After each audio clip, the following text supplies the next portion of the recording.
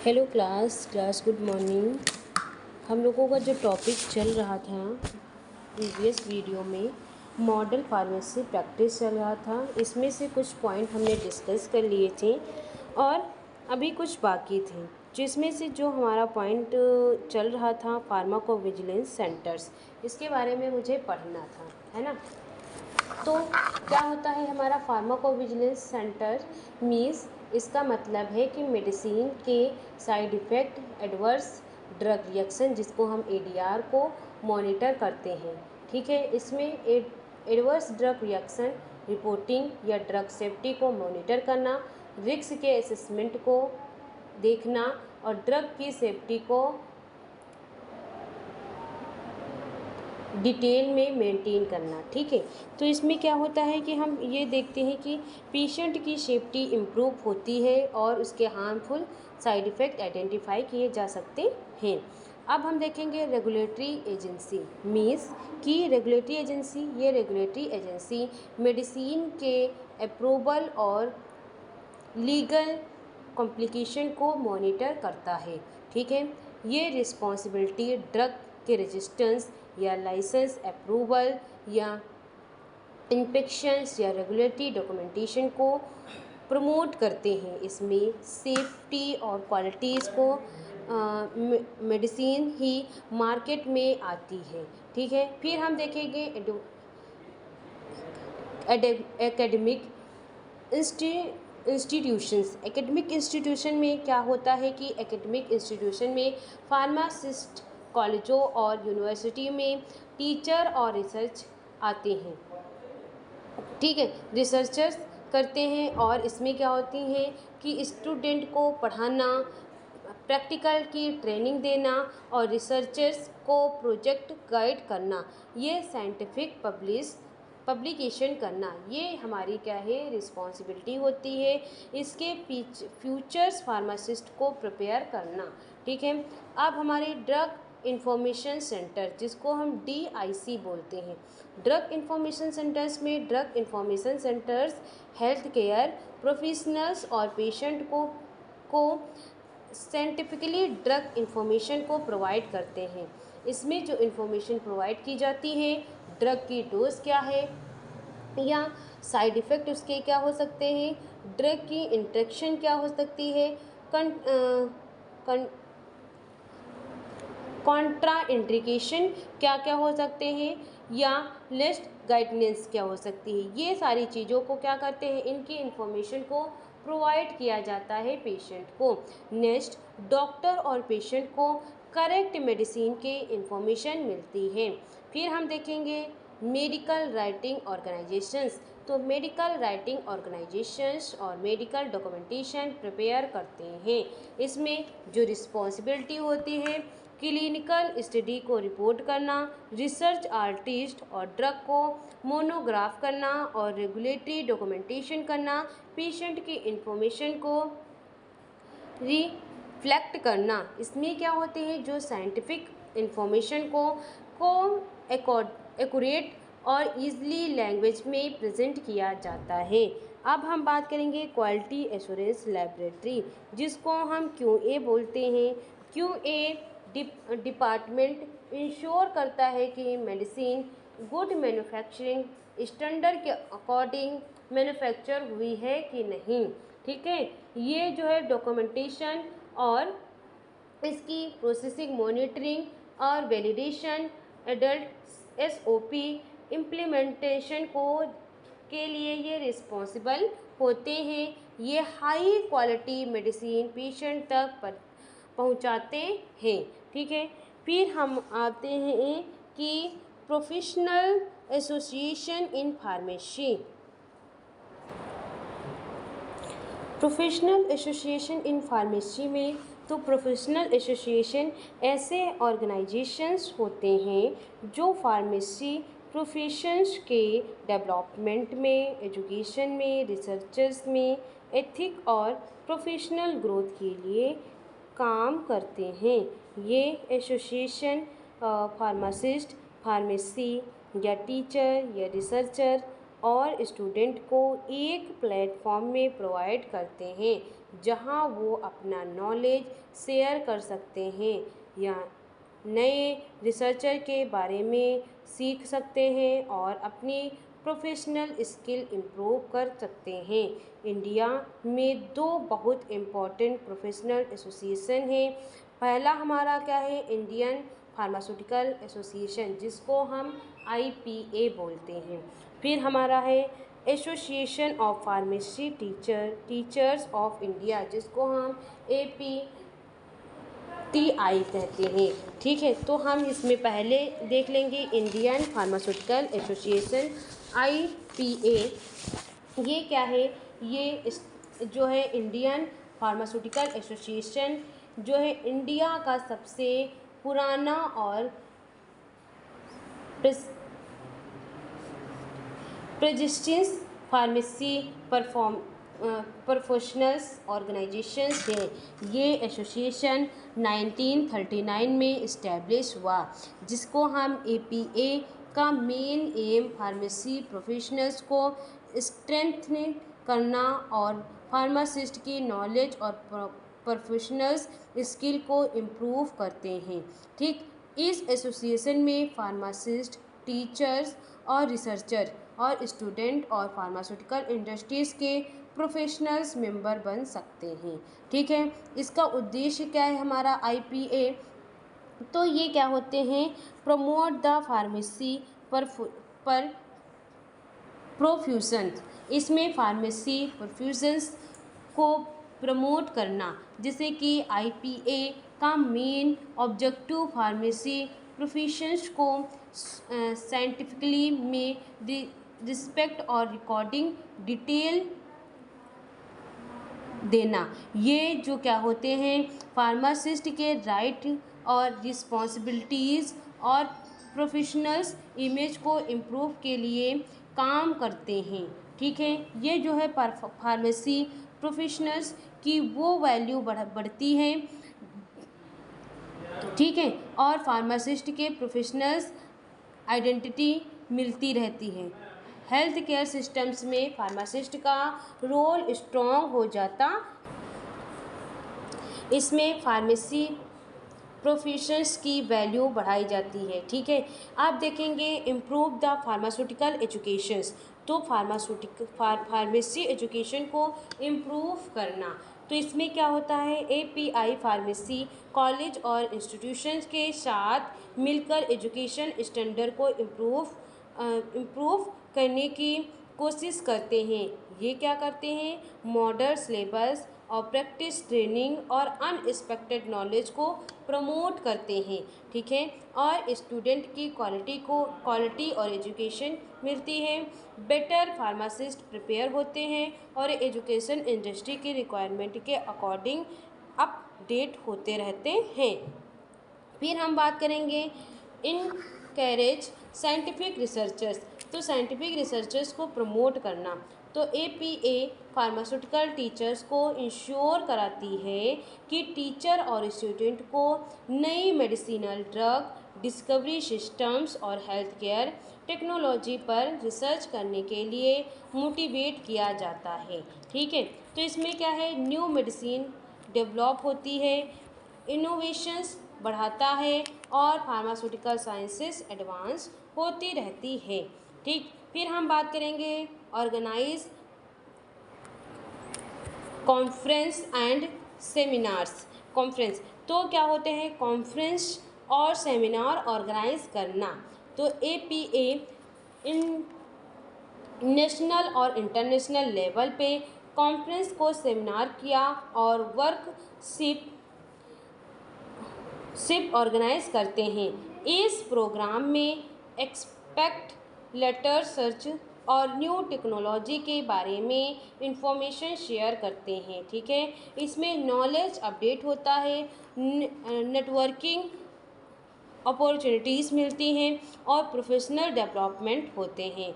Publish scientific journals, ये scientific journals publish करना, API scientific journals और न्यू लेटर्स पब्लिश करते हैं, जो जर्नल्स में पब्लिक होते हैं। ये रिसर्चर्स, आर्टिस्ट, रिव्यू आर्टिकल्स या कॉज स्टडी या clinical update, new drug informations, ये सारी चीज़ों को क्या करते हैं, ये पब्लिश करते हैं।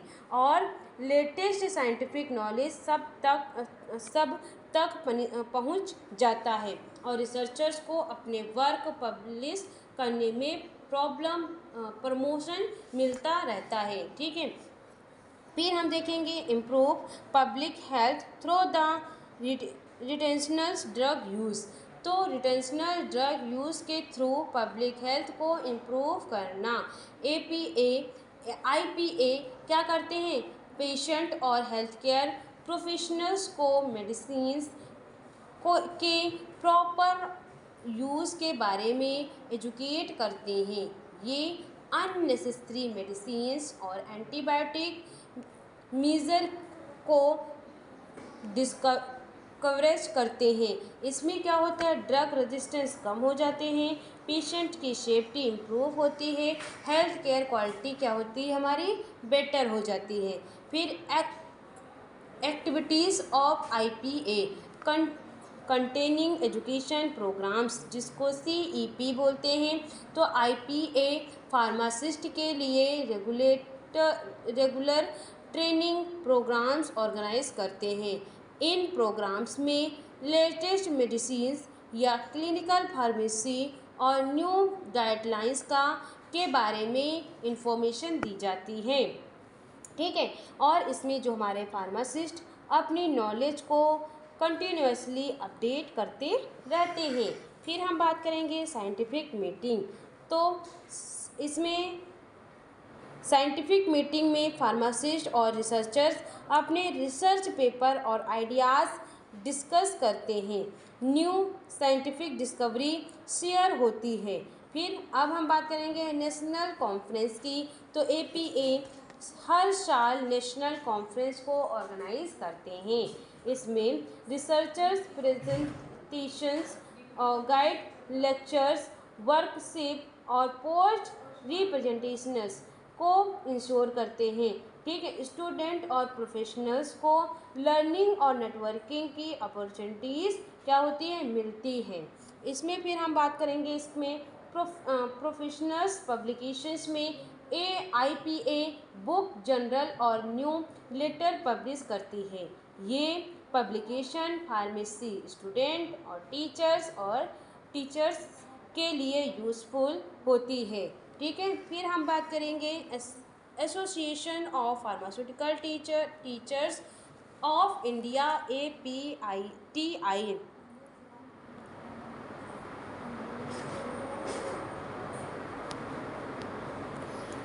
Association of pharmaceutical teachers of India, जिसको हम APTI बोलेंगे।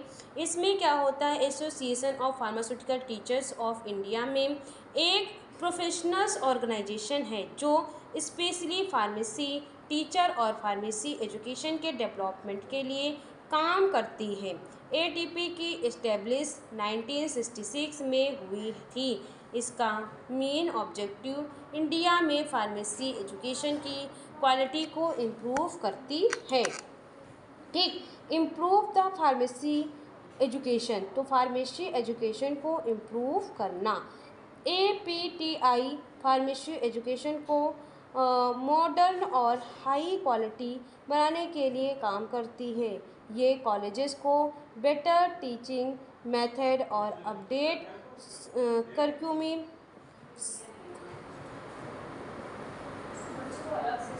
करिकुलम अडॉप्ट करने के लिए इनकरेज करती है। ये बेटर एजुकेशन सिस्टम्स डेवलप होते हैं और स्टूडेंट की क्वालिटी की लर्निंग मिलती है।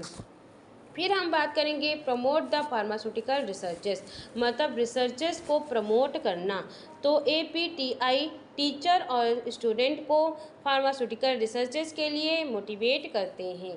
ठीक है, ये रिसर्च प्रोजेक्ट और साइंटिफिक पब्लिकेशन के इनकरेज किए जाते हैं। जो इसके इम्पोर्टेंस हो गए, तो ये क्या होता है, इनोवेशंस इंक्रीज होता है, न्यू साइंटिफिक नॉलेज डेवलप होते हैं। सपोर्ट द फार्मेसी टीचर्स, तो फार्मेसी टीचर को सपोर्ट करना। APTI फार्मेसी टीचर्स के प्रोफेशनल्स डेवलपमेंट के लिए ट्रेनिंग और वर्कशिप ऑर्गेनाइज करती है। टीचर्स को लेटेस्ट टीचिंग मेथड और टीचर्स रिसर्च अपडेट प्रोवाइड किया जाता है। टीचर्स की टीचिंग क्वालिटी इम्प्रूव होती है, स्टूडेंट को बेटर एजुकेशन मिलती है। फिर हम बात करेंगे डेवलपमेंट मॉडर्न टेक्निक मेथड। तो मॉडर्न टेक्निक मेथड को डेवलपमेंट करना, तो APTI ट्रेडिशनल टेक्निक के साथ मॉडर्न टीचिंग टेक्निक को प्रमोट करते हैं। स्मार्ट क्या होने चाहिए, क्लासरूम होने चाहिए, ऑडियो विजुअल लर्निंग होनी चाहिए, डिजिटल एजुकेशन होनी चाहिए, ऑनलाइन लर्निंग होनी चाहिए, स्टिमुलेशंस बेस्ड प्रैक्टिकल टीचिंग होने चाहिए, इसमें जिसमें लर्निंग इंटरेस्टिंग और इफ़ेक्टिव होती है और स्टूडेंट का कॉन्सेप्ट को ईजिली समझा जा सकता है।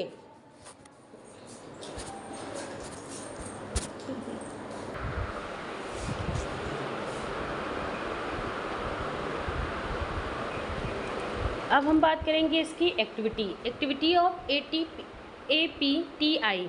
तो इसमें फैकल्टी डेवलपमेंट प्रोग्राम्स, जिसको हम FDP बोलते हैं, तो APTI टीचर्स के लिए फैकल्टी डेवलपमेंट प्रोग्राम क्या करते हैं, ऑर्गेनाइज करते हैं। इसमें टीचिंग स्किल, रिसर्च मेथड और एजुकेशन टेक्नोलॉजी सिखाई जाती है, जिसमें टीचर की प्रोफेशनल्स स्किल इम्प्रूव होती है।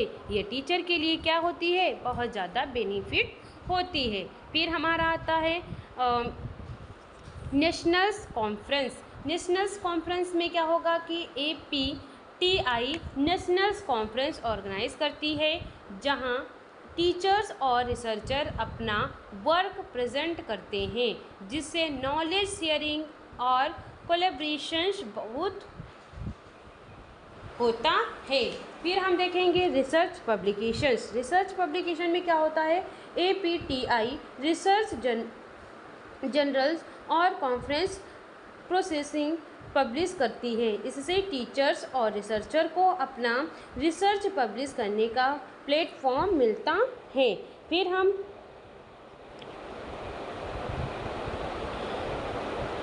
ह्यूमन इम्प्रूवमेंट, ये क्या करती है, APTI फार्मेसी प्रोक्योरमेंट को इंडस्ट्री और हेल्थ केयर की लिस्टिंग रिक्वायरमेंट के अकॉर्डिंग अपडेट करने के लिए सजेशन दिया जाता है।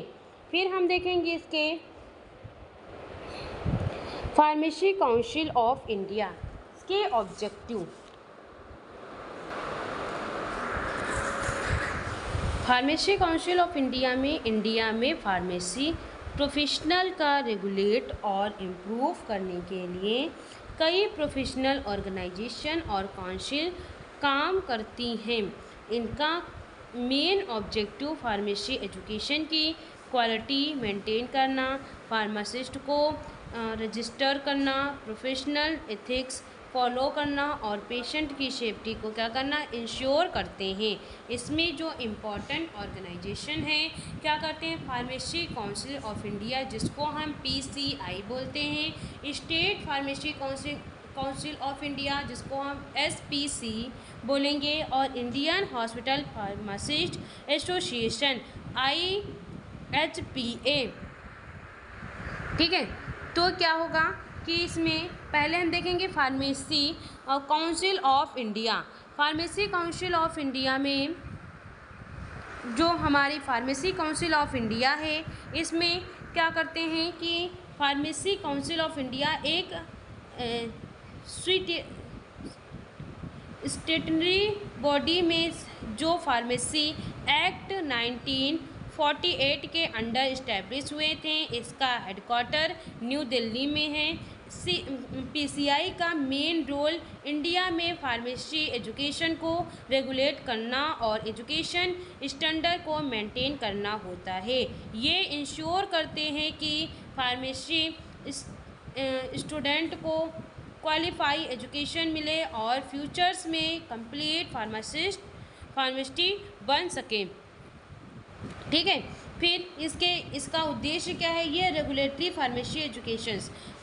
फार्मेसी एजुकेशन में क्या देखेंगे कि जो हमारे फार्मेसी एजुकेशन का रेगुलेट करना, तो पीसीआई पूरी इंडिया में फार्मेसी एजुकेशन को कंट्रोल रेगुलेट करते हैं। ये डिसाइड करते हैं कि कोर्स के ड्यूरेशन या इस्टेब्लिश कैरेक्टरीज या सब्जेक्ट या हमारे प्रैक्टिस ट्रेनिंग एग्जामिनेशन पेटेंट, ये सभी फार्मेसी कॉलेज को पीसीआई के रूल से फॉलो करना होता है। ठीक है, अगर जो हम इसके इम्पोर्टेंस देखें, हर कॉलेजों में क्वालिटी एजुकेशन मिलती है, स्टूडेंट को इंफॉर्मेशंस, नॉलेज और ट्रेनिंग मिलती है, क्वालिफाइड फार्मासिस्ट प्रिपेयर होते हैं। ठीक, फिर नेक्स्ट हमारा आता है अप्रूव द फार्मेसी इंस्टीट्यूशंस, कि जो फार्मेसी कॉलेज को अप्रूवल देना। कोई भी फार्मेसी कॉलेज डी फार्मा हो या बी फार्मा हो या एम फार्मा हो या एम या फॉर्म डी हो, या कोर्स शुरू करने से पहले पीसीआई से उसको अप्रूवल लेना ही पड़ता है। ठीक है, अप्रूवल के दौरान पीसीआई जो है चेक करते हैं कि कॉलेज की बिल्डिंग किस तरीके से है, उसके क्लासरूम कैसे हैं, कॉलेज में लैब वगैरह प्रेजेंट है कि नहीं, और फैकल्टी मेंबर्स कितने हैं, इक्विपमेंट प्रॉपर हैं कि नहीं है, और प्रैक्टिकल ट्रेनिंग फैसिलिटीज़ दी जाती है। ठीक, अगर स्टैंडर्ड कंप्लीट नहीं हुई, ये सारे कंप्लीट ना हो तो अप्रूवल नहीं दिया जाता है, और अप्रूवल को क्या कर दिया जाता है? कैंसिल। ठीक है, सिर्फ क्वालिटी जो हमारी क्वालिटी इंस्टीट्यूशंस ही फार्मेसी एजुकेशन के दे सकते हैं। स्टूडेंट को प्रॉपर फैसिलिटी मिलनी चाहिए। ठीक है, किसी प्रकार की कोई प्रॉब्लम ना हो। मेंटेन एजुकेशनल स्टैंडर्ड्स, तो एजुकेशनल स्टैंडर्ड को मेंटेन करना, पीसीआई क्या बोलता है कि कंटिन्यूसली मॉनिटर करते हैं कि pharmacy college education standard follow कर रहे हैं या नहीं। टाइम पर इंस्पेक्शन भी किया जाता है। पीसीआई इंश्योर करता है कि क्वालिफाइड टीचर हों, लैबोरेटरी प्रॉपर इक्विपमेंट हों, जो जितने भी कॉलेज में लैब प्रेजेंट हैं उसमें प्रॉपर इक्विपमेंट हों। ठीक है, और अपडेट सिलेबस, ये नहीं है कि पुराना सिलेबस हो गया है, अपडेट लेटेस्ट सिलेबस होना चाहिए। और जो हम प्रैक्टिकल जो ट्रेनिंग कर रहे हैं वो कंप्लीट होनी चाहिए। ये हाई क्वालिटी एजुकेशन को मेंटेन होता है और स्टूडेंट इंडस्ट्री रिलेटेड बनाते हैं। ठीक, अब हम फ्रेम एजुकेशनल रेगुलेशंस, जिसको हम ईआर बोलते हैं, एजुकेशनल रेगुलेशंस बनाना। ठीक है, इसमें क्या होता है? एजुकेशनल रेगुलेशंस बनाने में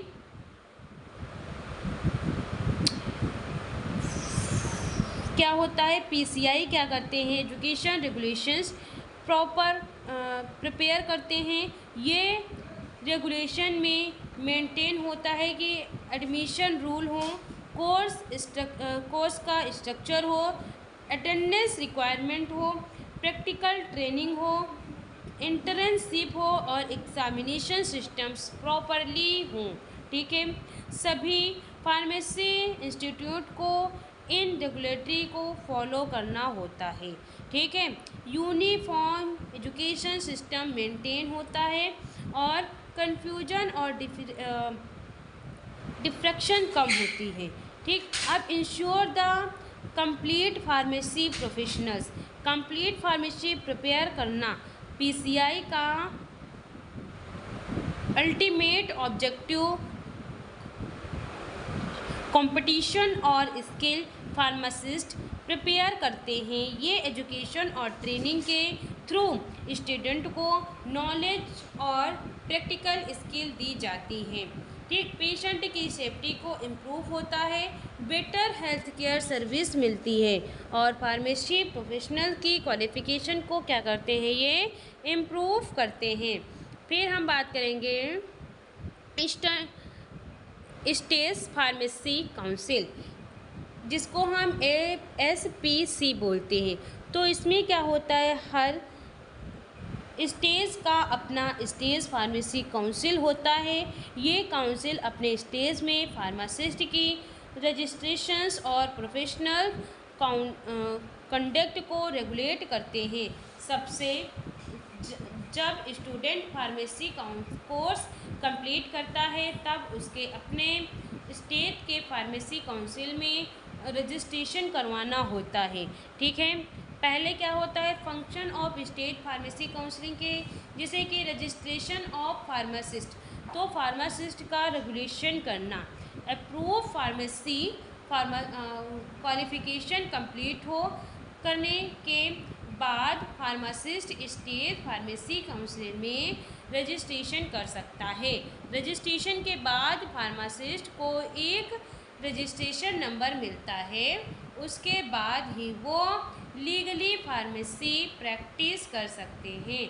सिर्फ क्वालिफाइड फार्मासिस्ट ही प्रैक्टिस कर सकते हैं, पब्लिक सेफ्टी को इंश्योर कर सकते हैं। फिर हम बात करेंगे renewals of pharmacist registrations, means की रजिस्ट्रेशन के रिन्यूअल करना। कई स्टेज में फार्मासिस्ट को अपना रजिस्ट्रेशन टाइम पर रिन्यूअल करना पड़ता है। रिन्यूअल के लिए रिक्वायर्ड डॉक्यूमेंट्स और फीस सबमिट करनी पड़ती है। रजिस्ट्रेशंस रिकॉर्ड अपडेट रहते हैं और एक्टिव फार्मासिस्ट की इंफॉर्मेशन को मेंटेन करते हैं। फिर हम बात करेंगे मॉनिटरिंग प्रोफेशनल्स एथिक्स की। तो प्रोफेशनल एथिक्स मेंटेन करना, स्टेट फार्मासिस्ट काउंसिल ये भी इंश्योर करते हैं कि फार्मासिस्ट एथिक्स रूल फॉलो करें। ठीक है, प्रोफेशनल्स एथिक्स को इंक्लूड करें, जैसे कि ऑनेस्टी प्रैक्टिस, ईमानदारी से उसको प्रैक्टिस करनी चाहिए। पेशेंट की कंपैटिबिलिटी, पेशेंट में वो कंपैटिबल हो, ऐसा नहीं। और करेक्ट मेडिसिन डिस्पेंस, जो भी हम पेशेंट को मेडिसिन प्रिस्क्राइब कर रहे हैं वो करेक्ट होनी चाहिए। ठीक है, रिस्पेक्टफुली बिहेवियर, पेशेंट से हमें रिस्पेक्टफुली व्यवहार करना चाहिए। नो म्यूज़िक और हम मिसयूज़ ऑफ मेडिसिन्स, कोई भी मिसयूज़ वाले मेडिसिन को प्रिस्क्राइब नहीं करना चाहिए। ठीक है, पब्लिक स्ट्रेस इंक्रीज़ होता है फार्मेसी, इससे आपका पब्लिक का जो ट्रस्ट होता है वो क्या होगा, इंक्रीज़ होगा। फार्मेसी प्रोफेशन की रिक्वायरमेंट क्या होगी, इम्प्रूव होगी।